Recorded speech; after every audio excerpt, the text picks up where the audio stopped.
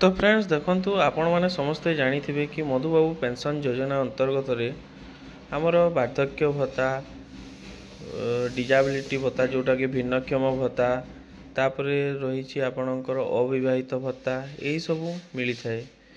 तो जदि आपण घरे बसी मोबाइल साहाय्य केमिति आवेदन करेंगे तार संपूर्ण डिटेल्स वीडियो पाइबा चाहते तो ये वीडियो को शेष पर्यंत देखंतु। तो फ्रेंड्स चलतु डेरी नक वीडियो को स्टार्ट करवा। आपण गूगल को ऑन करेंगे गूगल रे एसएसईपीडी लिखिकी सर्च करेंगे। सर्च कलापर आप देखु तापर 3 नंबर ऑप्शन रे application for beneficiary Madhubabu pension portal एटारे क्लिक करेंगे। क्लिक कलापर देखु चूज स्कीम रे आसूची जोटा कि मधुबाबू पेंशन योजना सिलेक्ट करेंगे। मधुबाबू पेंशन योजना सिलेक्ट कलापर प्रोसीड करेंगे। प्रोसीड ऑप्शन क्लिक कलापर देखु आसूची पेंशन टाइप। तो ओल्ड एज पेंशन जार करार अच्छी जार 60 वर्ष अधिक से ओल्ड एज पेंशन पे अप्लाई करेंगे। जो मानकर देखु विधवा भत्ता अप्लाई करेंगे। डिजाबिलिटी आप भिन्नक्षम भत्ता अप्लाई करेंगे। तापर नेम आज पर आधार एठारे टाइप करदे आपंकर भी जो नाम थी। तापर स्पाउस नेम रे आपंकर हजबैंड नाम कि फादर नाम को टाइप करेंगे।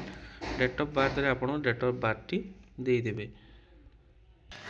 डेट ऑफ बर्थ टी देदेला देखो आपणकर डेट टी एज टी ऑटोमेटिक आसीज। आपड़ अपलोड एज प्रूफ रे आपणकर आधार कार्ड टी अपलोड करदे।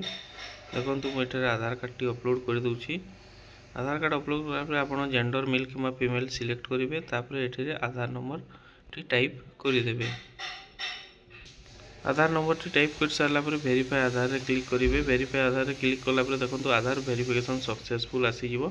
तापर आपण पुणी थे आधार को अपलोड करने को पड़ो जो थे कि देखो मु पुणी आधार को अपलोड कर दूची। तापर आपणकर मोबाइल नंबर देदेवे। जो भी आपणकर मोबाइल नंबर थो मोबाइल नंबर टी देदेवे। मोबाइल नंबर टी दे सारा देखो स्टेट ऑटोमेटिक आसीज। तापर डिस्ट्रिक्ट को मु सिलेक्ट कर दूची।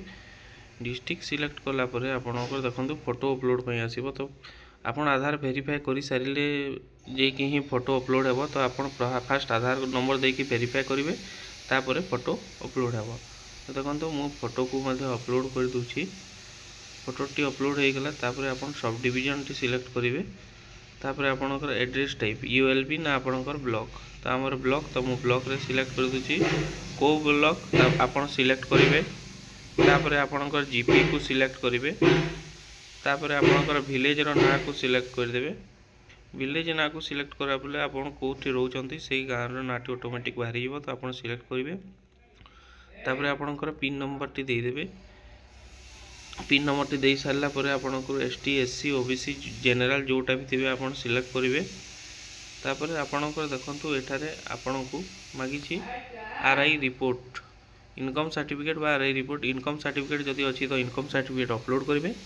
जदि इनकम सर्टिफिकेट नहीं तो आपको आरआई रिपोर्ट अपलोड करने को पड़ो। तो तार फॉर्मेट मुझे डिस्क्रिप्शन में दे दीजिए। सेठारु डाउनलोड कर प्रिंट काढ़ी आपड़ जे आरआई रु सिग्नेचर करके आने को पड़ो। ताकू स्कैन कर अपलोड करदे। तो देखो फ्रेंड्स मु आरआई रिपोर्ट को अपलोड कर दूची। इनकम सर्टिफिकेट अच्छी तो मुझे इनकम सर्टिफिकेट को अपलोड कली। तो जोटा कि तार फाइल साइज 200 KB रु अधिक हो न तो अपलोड हे। तो मुझे अपलोड कर दूची। तो फ्रेंड्स देखो 200 KB रु अधिक थिला फाइल साइज तो अपलोड हो नाला। मुझे 200 KB भितर करके मु फाइल को अपलोड कर दूसरी। देखो तो फ्रेंड्स देखो मुझे आरआई रिपोर्ट बा इनकम सर्टिफिकेट तो मु इनकम सर्टिफिकेट को मु अपलोड कर दूची। इनकम सर्टिफिकेट अपलोड हो गला। तापर आपण सिग्नेचर जो जहाँ अप्लाई कर सिग्नेचर किंबा थंब इम्प्रेशन अपलोड करने को पड़ो। तो ताहा मु अपलोड करदेली। बैंक अकाउंट डिटेल्स सेटारे आप सिंगल बैंक अकाउंट कि जॉइंट बैंक अकाउंट देवे। मोर सिंगल तो मु सिंगल को देदेली। तापर एठारे आप अकाउंट होल्डर नेम देवे। तापर अकाउंट नंबर देवे। तापर आईएफएससी कोड देवा को पड़ो। देखो आपंकर आईएफएससी कोड देदेवे जोटा कि बाहरी गला। आपंकर को बैंक आईएफएससी कोड देवे। आईएफएससी कोड देला परे आपन को बैंक चूज करने को पड़ो। तापर ब्रांच को चूज करने को पड़ो। तापर एठारे आपन अपलोड पासबुक को अपलोड करने को पड़ो। तापर आपण एठी मध्य सबुथि टिक ऑप्शन को क्लिक करेंगे।